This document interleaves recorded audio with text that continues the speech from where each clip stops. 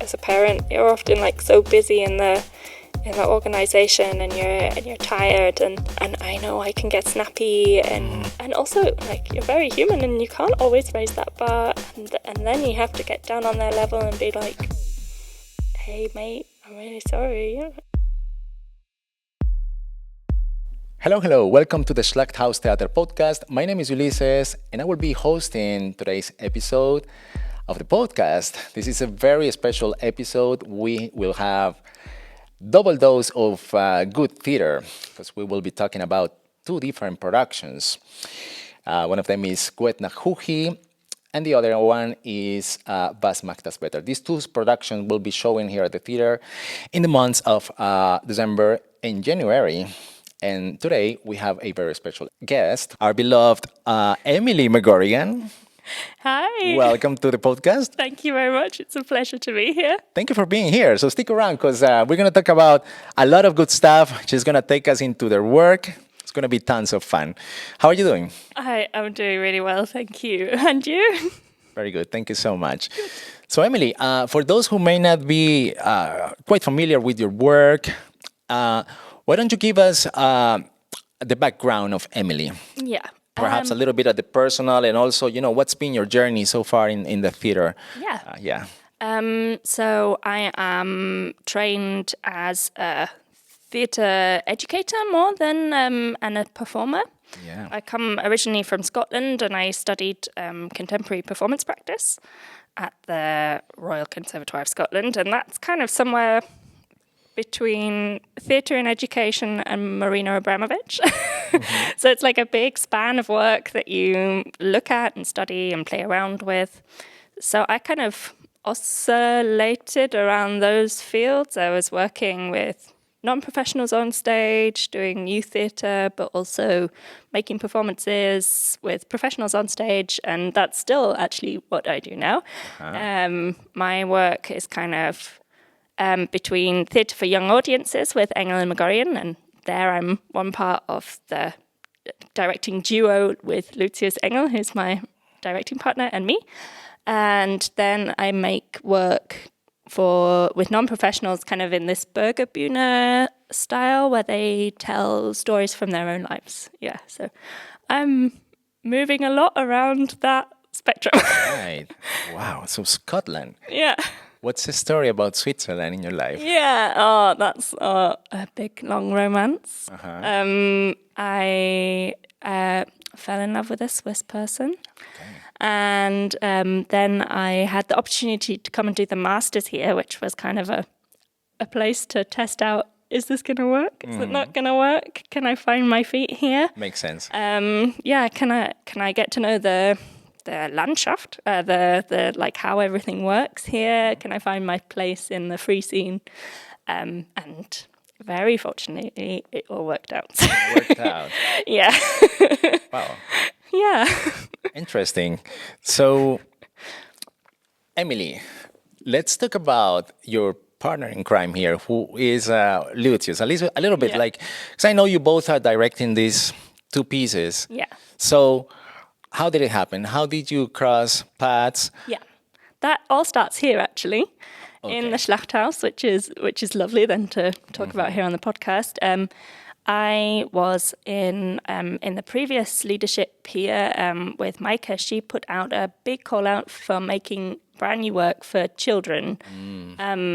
Called Kicks, which was kind of an initiative where you got an amount of money and you could make your first performance for young audiences. Uh-huh. And I'd been really interested in that in Scotland, and I was determined to do that when I got here, and I'd made myself a small collective with whom we worked with, and we made a piece called Christbaum Kugelkopf. Okay. And there, Maike introduced me and Lucius together. Lucius prepared a Theaterpädagogische Mappe that was then sent to the schools for when they came to see us, which was great. And then our paths crossed again in 5 years ago, when Lucius and Mato Kampf were invited to come and make a piece with children. They were invited to come make a Kinderclub for the adult program. and they needed an assistant, and they asked me, and the rest is history. Yeah. I see. Yeah, we then became more of we got to know each other better, and we became more of a duo then. And I had this idea for the weather piece, and yeah, took that on. We kept exploring together. Yeah. So you're kind of like from the house, really. Yeah, we are from Yeah, the house. we could say. Yeah, definitely. And so what was first? Was macht das Wetter or Gut Nacht Hugi? Yes, so Was macht das Wetter was our first production, making for young audiences rather than with young audiences. And yeah, that was our first one, genau. Yeah. That was the first one. Okay. And I have here in my notes, you both do or are responsible for like concept, direction, dramaturgy, and choreography. Yeah. Right? Yeah, that's right. Interesting. So who does what? And I ask this question because that'll give us the picture, of how you complement each other in your work. So Lucius is definitely the mover between the two of us. I mean, Lucius is also a dancer and comes from Tanzpädagogik as well. Oh, okay. Which is fantastic for me. Why is it fantastic for you? I'm a bit more stiff. And he really can bring that side in really well. And I think where I have strengths is often for making more like silly conceptual bits, where I really believe like how do I say, like I go really over the board into the pure. There's a moment in Gut Nacht Hugi where, for example, we're trying to perceive lots of different levels of the stage at the time, because there's the magic in puppet theatre and object theatre where you can go from like the full live space to also having a space that is smaller but is within the room. Interesting. So we have a bakery and a bakery at one point within the stage. Oh, okay. And I was like, no, if they pick up the bakery, they need to feel it in the room, and they need to like react on the bakery being carried around. And I can get a bit obsessed with those kind of details. Oh, I see. Lucia is also naturally stronger in Swiss German language, which I do not speak, but I think being a non-Swiss German speaker, like I do bring something, especially for 3+ audiences that also don't have the mastery of language at an adult level. Like, I think often I can be on that level and be like, no, you're getting far too burny now, slow down. Like, will those kids understand that? And I think that brings a very visual kind of play level into our stuff. So as well. you mean you can put yourself in the shoes of the kids, right? Yeah, definitely. Because of the language barrier, so to speak. Exactly. I really think so. And I think in a way that's something I really enjoy about children's theatre more, is because you have to be so much more visual, and like they will fall asleep if you get too chatty with them. Yeah. I love these kinds of insights, because it's like when you take a weakness, so to speak, and then you turn it into a strength, right? Yeah, definitely. It's lovely. Yeah. That's pretty cool. So Lucius, I'm assuming if he's a dancer, he's behind the choreography part, right? Definitely, yes. Cool. And then we really direct together. Like it's always like we chat the things through, and then we give the feedback back to the actors, and I have to say, Lucius is also amazing at like giving space to take over, and I think we've really got a great level of ping pong to work between each other.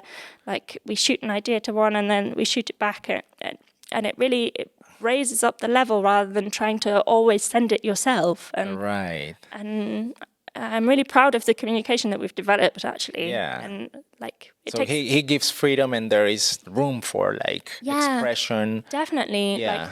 Like it's often about taking turns and leveling up. Like taking turns and leveling up. Yeah. That's like a good way to put it. Yeah. Yeah. Okay. You lead this for now. and I see this in it. Yeah, cool. Let's follow that line. Yeah, okay.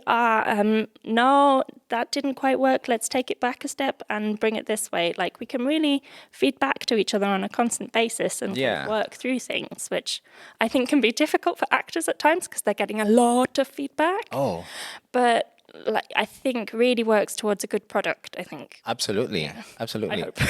I mean, you're the directors. You have the big picture in the head, right? Yeah, Absolutely. Lovely, lovely. So that sounds like a lot of good chemistry going on there, It is, right? It's a great person to direct with. Nice, nice. And so, Gwetna Huhi, wow, that's such an intricate concept. I mean, you were talking about a kitchen inside a kitchen, and and the kitchen that it takes life like in the middle of the night. So, wow, where did that come from?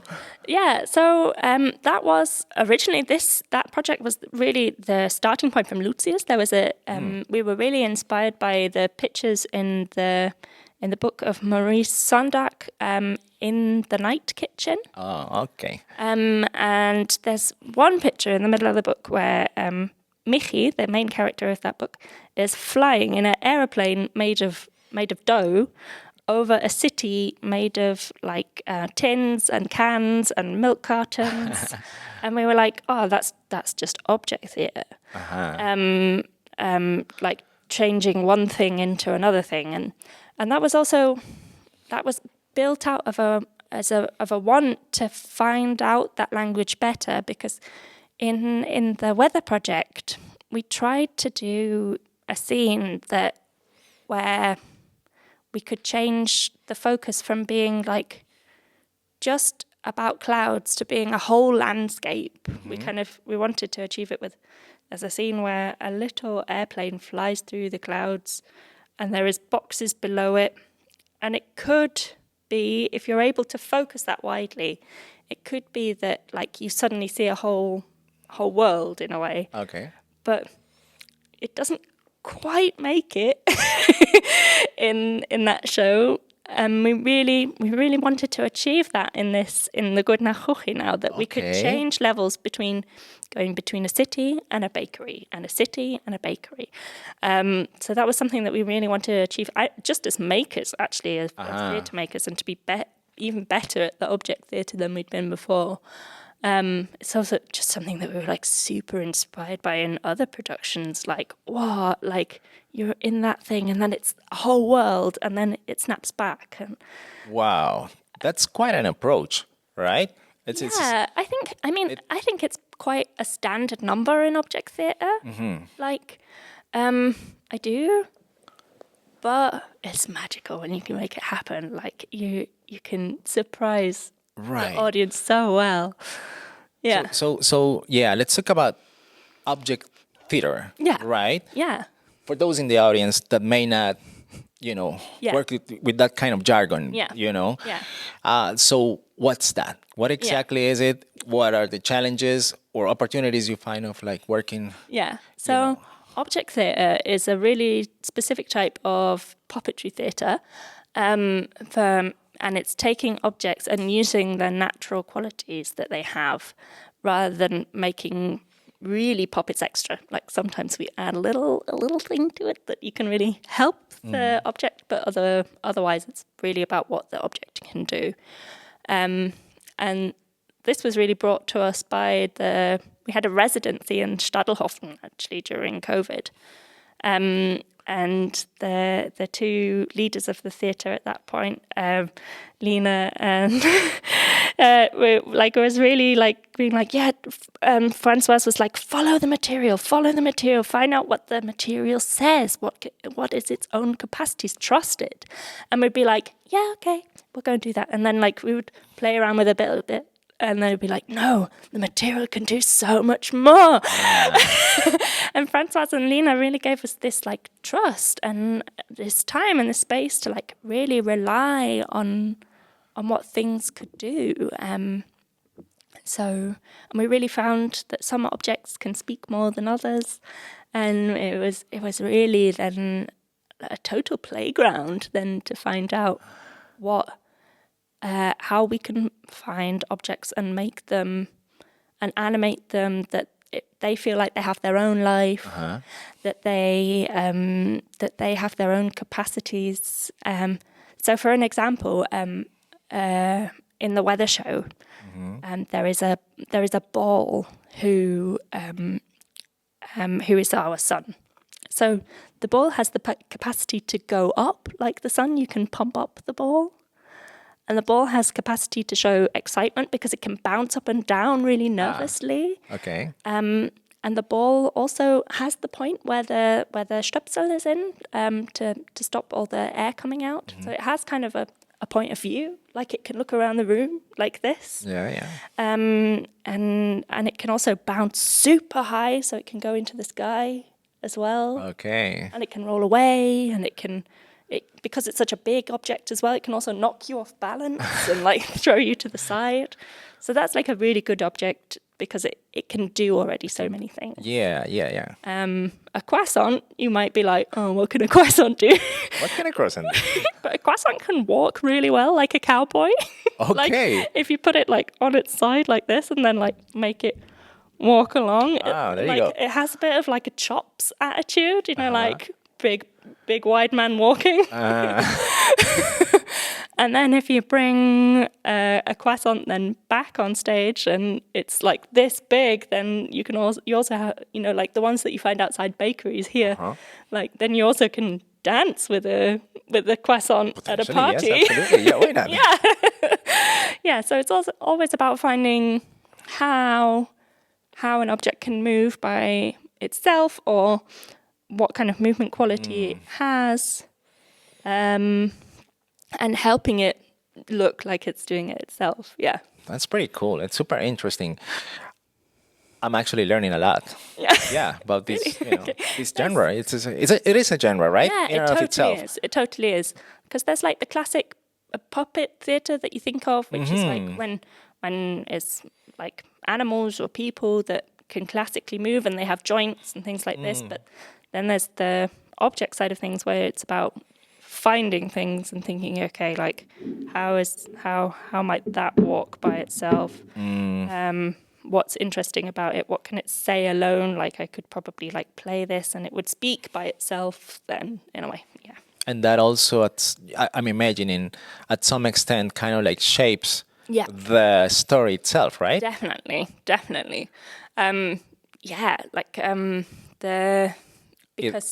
Because we were, and the projects are also very intertwined again because with the weather show we had a very clear narrative, and then very wild objects that could be those different things, and we kind of went the opposite way again, learning from one thing to another. When we made the kitchen show, then the kitchen show was like, it was all the objects that are in the kitchen and nothing else, but then that could make our story so much wilder, because the objects all had such a naturalism within them.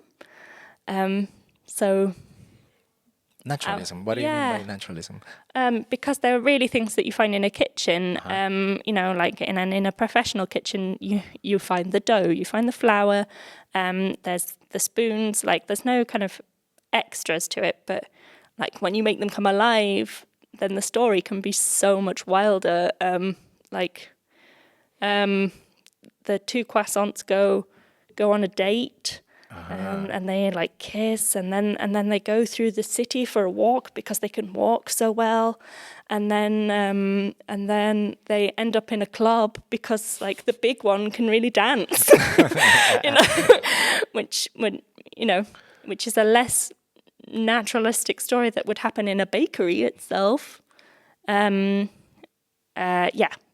kind of springing the setting, right?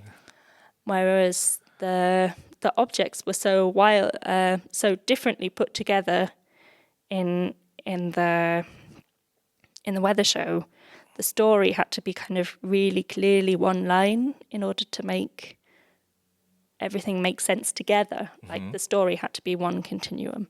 Whereas the kitchen show is more like lots of little pop-ups of wild stories. Okay. In among one naturalistic setting. Gotcha. Yeah, kind of almost like very opposite shows, but definitely in response to each other in a way. Yeah. So let's talk about, you touch on the subject of bed night routine, right? Yes. That's part of the part of Definitely. it. And I mean, I'm assuming, I want to make assumptions, but I mean, I'm only guessing that to make such an intricate connection between the bread and something you're the caregiver of, Yeah. right? Yes. You must have had some kind of a Yeah. baker experience prior. Yes. Is that the case? Yeah. I think Lucius had a sourdough starter that they were very fond of during lockdown, and also had these bread making experiences. But like this, and we both have kids as well, and we're very aware of our family audiences. Actually, like being the adults in family audiences, we also always want to see stuff that is equally for our kids as for ourselves. I see. That's a really important part of making for me, because I really want to make joy equally in the audience. Like, I want the parents to feel seen, and we want the kids to feel seen. So we're often creating out of situations that like feel really familiar to them as well. So the bread, it has like totally like loads of care in it. Like, you make it together and you have to let it rest. It has to sleep now, and you should go calm down. But like, bread also needs our care through the whole night, as it's rising. Like, is it too dry? Oh no, like, it's the yeast is completely out of control. we need like, if it's a sourdough, like, how do you feed that starter? Like, do you give it that little bit of flour, and it starts to stink too much because you left it out of the fridge for too long? It's all these like kind of acts of care, which then like totally relate to this parenting level, and to the kids in the audience, and the parents, and also the teachers and the grandparents in the audience, and everybody like who has a caring role with small people with them. Yeah, interesting. Yeah, because I was thinking, if you're addressing two different audiences, so different, like young kids and adults, that comes with a set of challenges, to speak to both of them, and to have them engaged. Yeah. That's such a crucial part, right? Engagement. Such a crucial part. Yeah. You think your parentinghood has helped you in that regard? I think so. I think like I also made for young audiences before I became a parent. And I had a really wonderful internship with a maker called Matt Adicott and Star Cultures when I was in Scotland, and they really specialise in theatre for the very young. So in that practicum, I saw stuff from babies all the way to 6 years old, and like really always looking in this span, and I could see what worked, and I knew, I knew I always wanted to come back to that as well. I kind of took a dive off for a while, but I did ended up coming back to it. I also used to work for Munterbund here in Schlachthaus as well. Okay. There you go. So I was also mixing around with that age group and seeing, and like all the things. I think that's also kind of linking all these works, and it's like things being in boxes a bit, and like discovering things together, and then playing with that instrument or whatever it is, that object. It's like a discovery and a discovery. Yeah. That's also a little bit in the character of Munterbund, which is also then back in the weather show and back in the kitchen show. It's like, what's on this tray? Yeah, let's discover that together. Yeah, what's in that box? It's the sky. Yeah. So talking about that, about the response, right, of the kids. Yeah. So in your observation, let's talk about, for example, Wetnat Huhi. Yeah.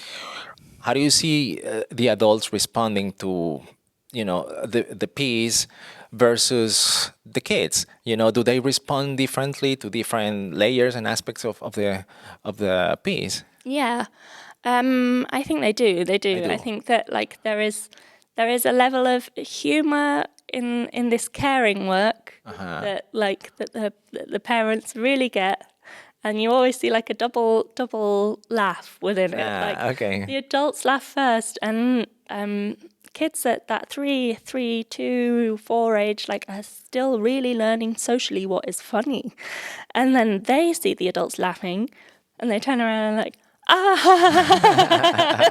That is funny. It's like always it comes a bit in 2 stages, those like care jokes. That's really sweet. And then you see a lot of sharing, which I think is so sharing. Yeah. There's like there is a theory in children's theatre about the triangle of observation. It's like we both watch something together, but I also check in with you and see if you see it too, and then you can reflect that back to me what I'm seeing, and then we look at the thing together again. It's always about like how it passes between. That's very interesting. Yeah, and I really enjoy observing that within the show. Perhaps it's even more pronounced with kids, right? Yes, because they're always checking. Especially those preschool kids, I think, because they haven't learned the rules of theatre in such a stronger way as maybe those already who are in later primary who can have that chat with their teacher before they go. It's like, and we sit down, don't we?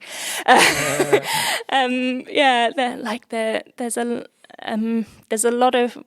We are also very clear that we want open and closed moments within the show where people can also take part, and we're almost not quite asking things, but asking things, so that we don't get like a storm of answers back, but like there is response there, and that's also really lovely because they're allowed to be engaged in it. Absolutely. Absolutely. Yeah, we want that, and we're always very clear to tell teachers as well when we're able to meet them beforehand. It's like, they're welcome in every reaction that they give. So, for those in the audience that perhaps are not still connecting the dots, right? And just in a nutshell, could you give us the overview, the plot of Gwet Nat Hochi? So Gwet Nat Hochi is 2 bakers who come then to their night shift, and they have to prepare the bread for the night, and then everything goes wild and out of plan. And by the way, that's the kitchen show she's referring to as the kitchen show, right? Gwet Nat Hochi, exactly. Yeah, that was a good overview. And so very short and sweet. Short and sweet. Yeah, just like the bread. The choki gipfeli. Right. You know, I was watching the photographs and I was like, I got hungry. I was like, really? All this bread, you know. Hey, we do sometimes, Schlachthaus listening, recommend to have some bread then for a little snack after the show. Makes perfect sense. It makes perfect sense. Absolutely. It's a nice little thing. But that's on the tech writer. You described it pretty well. You know, also like it goes out of control. I saw a lot of like flour flying through the roof. Yes. You know, things like that. There's I'm imagining it's pretty fun to watch, really, like in person. Yes, it is. It is. There's quite a few surprises in there. If you like grown-ups, if you like CSI, you'll like the kitchen show. Gwet Nat Hochi. Cool. So let's transition. Yes. I mean, we were exchanging emails before this podcast, and the idea originally was to have a podcast dedicated to each of the productions, like separately, right? And then I don't remember if it was you or Lucius, but the point you guys had was there's a lot of overlap, right? They connect. It makes sense to do one show, right? Definitely. So, what's the story of Was macht das Wetter? Again, in a nutshell, give us the picture. In a nutshell, we wake up with the weather maker, and the weather maker hears on the radio what's supposed to happen in the day. And at first, the sun should come up, and it should be a blue sky, and then there is clouds, and then at some point, it's going to rain. And everything is going really well. The sun goes up, the sky is blue. The clouds arrive as they should do. But then the rain is missing. Oh, okay. He is with us at the beginning, and then he disappears, and we have to find him. And The rain. and it Okay. is a big discovery of all these different weathers and all their different needs. The weather person is like really like a caretaker of all these different objects. They have different ages and different needs, and the sky would rather not be in the background. She's more of an opera diva who would rather be downstage.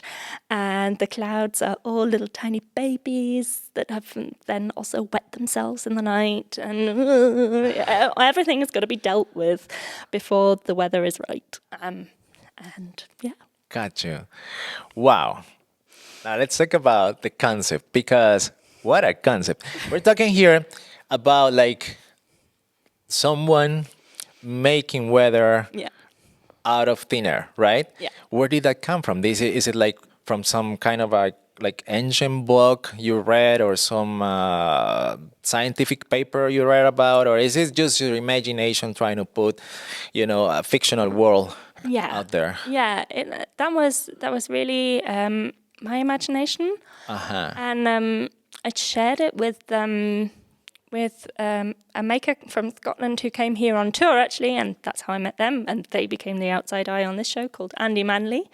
And Andy had made a show that toured around called White, which was about them finding a red egg one day in a white world of birdhouses, and the red egg had to be protected, and then everything was full of colour the next morning, and it was like a big gay disco. It was beautiful. At the end, like everything is glittering, everything is a rainbow, and it's wonderful. And it had this it was a really magical show that I took my little one along to see, and I was like, I've got this idea for the show that's like, it could somehow be a bit like the weather forecast that we used to look at when we were young on the television, but then everything going wrong, and seeing where the weather lives when it's not with us. And I was like, that's a bit interesting, see if you can make it into something. And it really gave me the motivation. Then I was like, I could make that. And I shared the idea with Lucius, and it had instantly a lot to do with caring as well, also because we knew we were going to make it for that age group. And it was really, for me, about showing this. I was very inspired by trying to get out of my house here in winter in Switzerland, and all the layers that you need of clothing. And then you also need a bottle, and then the other one is walking through the little toddler is walking through the house in muddy shoes, because I haven't got the baby ready, because I was like totally overwhelmed by all the stuff that I needed to have ready for caring. And I was like, if I can translate that feeling into weather, then I've definitely got the parents and the children with me, because they both know this situation very well. And that's what it was eventually. Yeah, I think lots of people really felt seen. Yeah. It takes a lot of trusting, right? Yeah. Trusting in yourself. You trust your intuition. You trust, and you're paying attention. It takes a lot of paying attention, right? Yeah. Like all these daily situations you're experiencing, and you extract from those, right? I definitely do. Yeah. I think I'm a very selfish maker. My work is really inspired by my things that I'm going through, or dealing with, or honest, and also not trying to trying not to care what people think. I think I honestly, I had a period where I was very sick, and before then I was always trying to make for other people. I wanted to be in people's theatres. I wanted to be in people's festivals. I wanted to be wanted, and I was always trying to be like making really happy, cool, pleasing shows. After this experience of being very ill, I made one show where I thought was going to be my last show, and it was really like, I'm just really going to do everything that I ever wanted, and not give a fudge about all of that I did care about. And I think it was really a key transformation for me to have permission to make what I wanted to make. And I really needed that. And since then, I'm always trying to blend out about where things could go and who might like it and who might not like it. And I'm really trying very selfishly to make for myself, and to not to give a F. You can say it. Yeah, not to give a fuck. Like really not totally. to. And to really trust what I like. Yeah, but let me ask you something. When you say I made the decision, this is gonna be the last show. Yeah. Are we talking about any of the shows we're referring to in here, or this was? This was in the past. It was my masterpiece at the HKB. I did my master's in the High School of Arts here in Bern, and I made an autobiographical piece about that, the experience I had of being ill. And I was like, at that point I became a nurse, and I was a nurse for I was a nurse for 1.5 years. Also a caregiver. Yes, also a caregiver, and I was really like, well, if I have one last shot, then I want it to rain glitter, and I want to have this music on, and I want to dance naked, and I want to, and it was really a how you nicely say in German, a Wunschkonzert. And now I really aim for that. I really aim. I see. Was your and you don't have to answer this question, but was your illness related to the fact that you were trying to please everyone else? I often wonder that, but I often wonder that, but I will never have an answer. You don't have an answer. It's good story. Fine. Yeah. Yeah. Well, I'm glad that wasn't your last show, really. Yeah, me too. Otherwise, we wouldn't be here.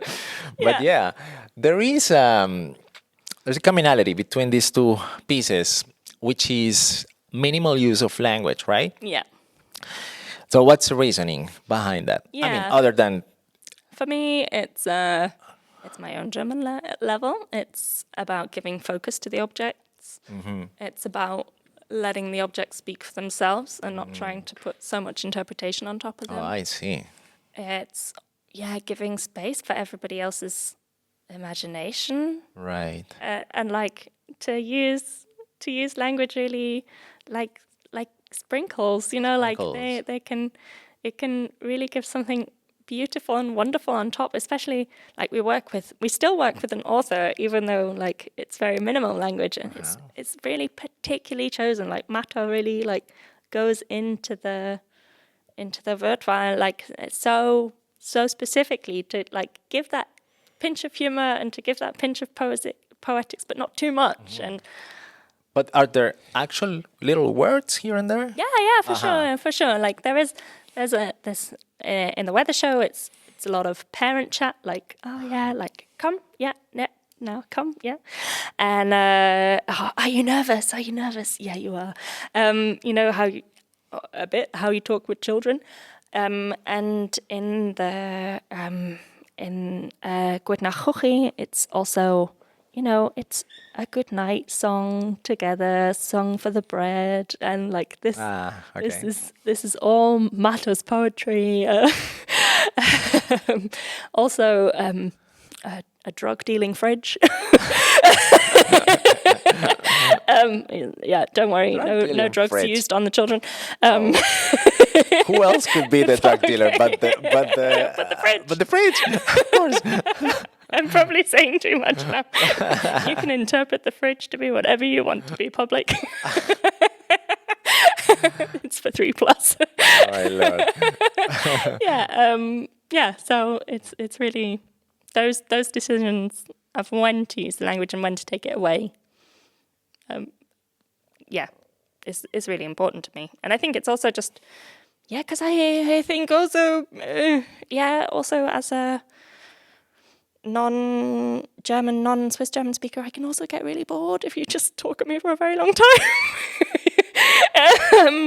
Your brain starts to like heat my up. brain can overheat. Overheat, yeah. Like I really don't want to take away from authors because like they're amazing. Like I can also, sometimes I can surf the wave, but sometimes I fall off the wave of language. I hear you. Yeah, I sometimes fall off the wave of language. hear you. Whereas I think also my brain type, I don't fall off the wave of image. And maybe I am a bit more childlike in that sense.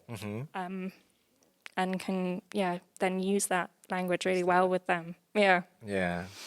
I'm curious about something. You mentioned a lot the the weather show and the kitchen show, right? Yeah. Sorry. It seems like you have They don't have names in English. They don't- but I mean, these are really good names as well. I mean, is why is that? Like, is there any reason, or you think are you okay with the German names, or in the first place? You love the German names. I love the German names. Yeah. Nach Hoche, was macht das Wetter? It's perfect. But if anybody wants to give us a tour to an English-speaking country, I will be happy to give them better names. That's kind of how they end up in my head right now. I see. Yeah. I mean, it is does very work. descriptive. It comprises everything, right? Yes, Like, it does. this is the kitchen show. This is the weather show. It is what it is. Absolutely. Yeah. Yeah. Emily, let me ask you something. We talk about all these similarities in between these two productions. Yeah. Would it be fair to say that these two are kind of like a part of a ideology? And would it make sense for the theater goer to actually come and see both productions? Yeah, that would be really lovely. Especially if we also played here the weather show last year. And if you've seen the weather show, we would love you to come and see Chuchi. They speak in a very similar language. But also, if you're seeing Chuchi for the first time, the weather show will be on again after that. I see. So come. Do you think people will make the connections themselves? Yes, they definitely do. We also really saw when we had our premiere in Stadelhofen, like there are people who really enjoyed the weather show and wanted to come and see Kitchen because of the style of it and how it had talked and had its moments between them. Yeah, and we really hope that people can see some nice similarities. Yeah. Cool. So, what's the big takeaway? What do you want the audience to leave the theater with after seeing these productions, these two shows? Yeah. Well, I think for seeing Good Nach Chuchi, there is a load of wonder in the night, which children often feel the edge of, but then are forced to go to bed. And I think, as adults with caring obligations, like there's a lot of nightlife that I certainly missed. And this is kind of an opportunity to share it all together. And to go on the adventure of all of that. There's some really beautiful moments in that. For the weather show, there is a moment that's also really about listening to one another, and also to an object that can't always talk very well. When we listen to the rain, which I also think was a big moment for me when we found that in the making process. And it was like, oh yeah, the rain can actually really talk. And Can actually really what? Talk. Talk. Yeah. I see. Yeah, I hear you. And it's important that we listen. And I think, You got very emotional. That's beautiful. Yeah. Yeah. Yeah. I think You think people should listen more, right? Should pay attention more. I think it's something that I struggle with as a parent. You're often like so busy in the organization, and you're tired, and I know I can get snappy, and really they just want to say something small with me, but it's hard to say, and And then and when they can finally say it, it's often like, I need to apologize and I need to really listen better. Yeah, I hear you. I'm a parent myself. Also. Yeah. Yeah. Yeah. Children Do on you my know own. those moments? Oh, we try to do our best, Yeah. but it doesn't seem to be ever enough, right? Like, Yeah. Yeah. Yeah. Totally. and every day it's like a new challenge, Yeah. a new one, and a new one, and it's Yeah. like you have to raise your bar and stay up to Yeah. speed, right? Yeah, and also like you're very human and you can't always raise that bar, and then you have to get down on their level and be like, hey mate, I'm really sorry. Yeah, Yeah. 100%. Yeah. So this is also these productions are probably very therapeutical for you. Yeah. I imagine. Always. Always, right? I think if you're telling the truth in some very small way, then it's very therapeutic. It's very much therapeutical. Yeah. Yeah. I think that's, I don't know, there's, for me, like, theatre, very philosophical now, theatre is like one of the last places that you're allowed to be vulnerable, and where we're allowed to give vulnerability a space. And I think it's so important, because if we stop being vulnerable to each other, like, we can forget that the person across from us is human. Yeah. Yeah. And I think We forget empathy. We Yeah. just become desensitized, right? Like Yeah, that's not a good exactly. place to be. Exactly. I absolutely. That's a beautiful, beautiful thing to say, because we really go to into another layer of these productions, right? Yeah, there is another layer in it for Beyond me. the visuals and beyond all the Yeah, there's so much fun, but there's so much fun, but there's so much behind. Yeah. And so much from coming from you guys, the creators themselves. Yeah. Right. Yeah. And some people Yeah. may not even imagine Yeah. those layers exist. Yeah, and really, like,